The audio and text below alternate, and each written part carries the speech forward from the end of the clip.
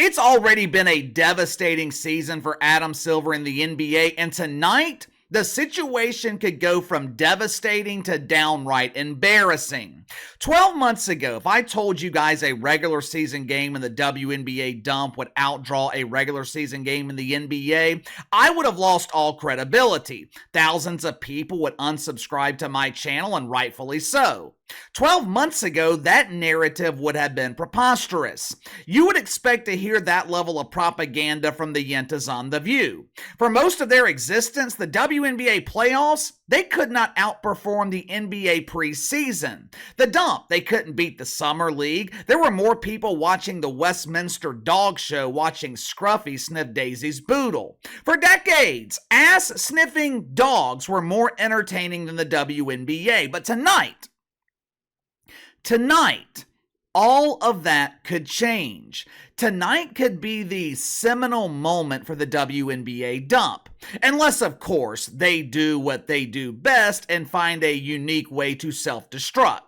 But the potential first-time success for the WNBA tonight, it could come at the expense of their primary subsidizers in the NBA. If you haven't already, make sure to like the video and subscribe to the channel. You can follow me on Twitter at KC_BTL84, email BTLKC84@gmail.com. Now, if you're a fan of professional basketball and you're also a fan of pretend basketball, you've got a tough choice to make tonight. This kind of reminds me of the Monday Night Wars in professional wrestling back in the 1990s. Back then, the WWF, it was the premier brand in professional wrestling. They were being challenged by WCW, which most people perceived as second-rate wrestling at best. They start competing against each other head-to-head on Monday nights, and just like the WNBA today, no one gave WCW a chance to beat the WWF back then. So tonight, this is kind of like a modern-day wrestling war, with the NBA being the WWF, the premier brand in basketball, and the WNBA being WCW, the premier dump. Tonight, the WNBA, the NBA, they will be competing head-to-head. On paper, the NBA seems to have the upper hand. It's the second round of the playoffs, and the biggest draws remaining in the playoffs, they are playing tonight, with both series tied 2-2 going into pivotal Game 5s. Pacers-Knicks on TNT, they'll be competing against Caitlin Clark and the group of role players called the Indiana Felines as they take on a group of unknown women in Connecticut who, for some reason, refer to themselves as Suns. The second half of the doubleheader, it will feature the Wolves, or Wolves, as Charles Barkley likes to call them. It'll be Wolves Nuggets competing against the Las Vegas Anonymous Faces and the Phoenix Masculines. Now, as expected, both WNBA games, they would be broadcast on ESPN, the proud home of the dump. As far as the late game is concerned, we all know who's going to win that battle. I doubt Adam Silver is worried about the Anonymous Faces and the Masculines beating Anthony Edwards in the ratings. Matter of fact, I doubt that fantasy has crossed his mind. The mind of Alice is filled with other types of fantasies, but Bob Griner and the Masculines beating the NBA in the ratings ain't one of them. But the early game could be intriguing. Outside of Wolves Nuggets, the second round of the playoffs, it's continued the trend of disappointment in the NBA. Right now, the NBA is averaging 3.5 million viewers for the first and second round of the playoffs, down 10% when compared to last year, which is about 500,000 people. 500,000 people had decided they are no longer interested in the NBA. If Katie Rue Clark was competing against Anthony Edwards and Jokic, I would tell you guys that she does not have a chance at beating them. But competing against Pacers-Knicks, not only does she have a chance, I would not be surprised if Caitlin Clark actually beats them. In terms of drawing an audience on television, basketball is unlike any other major sport. And when I say major sport, I'm talking about the 4 classic leagues, the NFL, NBA, NHL, Major League Baseball. In the NHL, people, they are attached to teams. In the NFL, it doesn't matter what matchup they put on television, 15 million people are going to watch. Same thing in Major League Baseball. Doesn't matter what teams are matched up in baseball because no one is watching anyway. Basketball is different. In basketball, it's all about star power. The casual audience, they are drawn in by superstar players. Between Pacers, Knicks, and the Felines and the women who call themselves Suns, which matchup has the biggest superstar? Caitlin Clark is by far the biggest star. There is not a player on the roster in Indiana and New York that is considered to be a household name. How many of your wives have heard of Tyrese Halliburton? Has your mom heard of Jalen Brunson? I'd be willing to bet every woman in your family, they would recognize Caitlin Clark. Some of these tickets tonight for her game against the Suns, some of these tickets, they are matching the prices for tickets in Madison Square Garden for Game 5 of the NBA playoffs. There is a massive amount of anticipation and interest for the WNBA debut of Caitlin Clark. I'm looking through my newsfeed this afternoon. Damn near every article talking about Caitlin Clark. I got to scroll through 2 or 3 pages before I find the first article about the NBA. Through 4 games, Pacers Knicks, they're averaging 4.6, 4.7 million viewers. Could Caitlin Clark draw 5 million for her debut in the dump? I don't think it's outside the realm of possibility. She was drawing 3 and 4 million during the regular season when she was playing professional basketball at Iowa.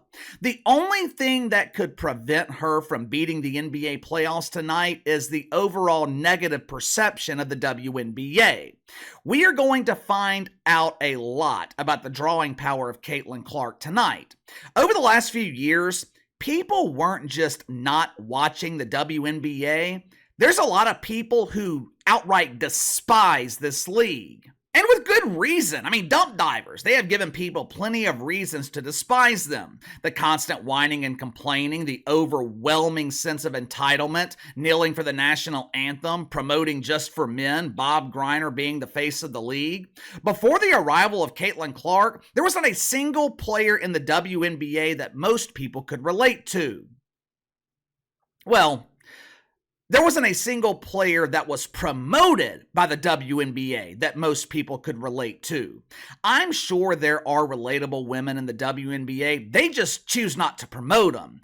They would rather market the Sue Bird, going after the demographic of prepubescent boys who aspire to be like her wife, Megan Rapinoe. They market the ultimate victim, Bob Griner. Caitlin Clark is the first marketable player possibly in the history of the league. The most watched game in WNBA history. It was the first game between the LA Sparkles and whoever the hell they were playing. Maybe it was the Houston Comet Cleaners, the Seattle Shitfucks. Who knows and who cares? That game was watched by over 5 million people and immediately forgotten.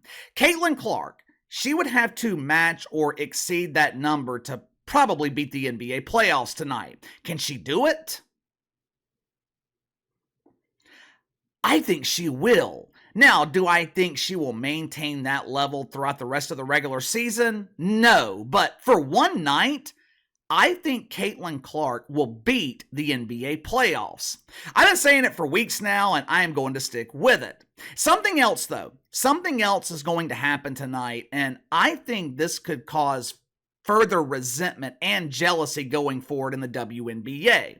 As you guys know, there's already plenty of resentment building between Caitlin Clark and the average WNBA dump diver. To her credit, Caitlin Clark refuses to feed into the ass fire, but other WNBA players, they seem to be jealous of Katie Rue. Like I said earlier, the Las Vegas Anonymous Faces, the Phoenix Masculines, they will follow the WNBA debut of Caitlin Clark on ESPN. And by the way, did you notice that the league and the networks, they're not broadcasting the debut of Angel Reese? Did you notice that?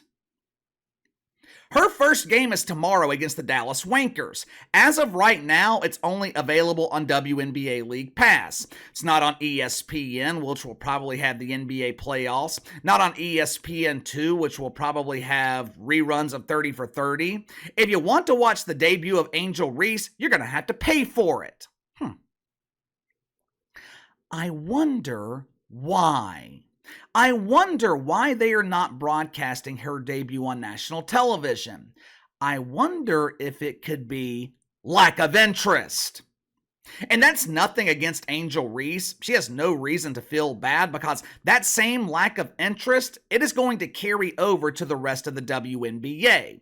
The anonymous faces, the Phoenix Masculines, they will follow the debut of Caitlin Clark on ESPN.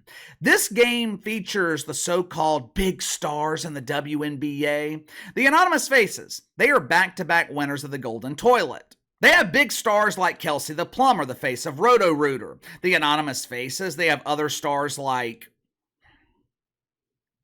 hell, I don't know. There's a reason they're called the anonymous faces. They're anonymous. The Phoenix Masculines, though, they have Donna Taurasi, the leader of the I'm Jealous of Caitlin Clark fan club. They also have Bob Griner, who has spent the last 2 weeks making the media rounds portraying the role of the ultimate victim. I would not be surprised if this game loses 80% of the lead-in audience.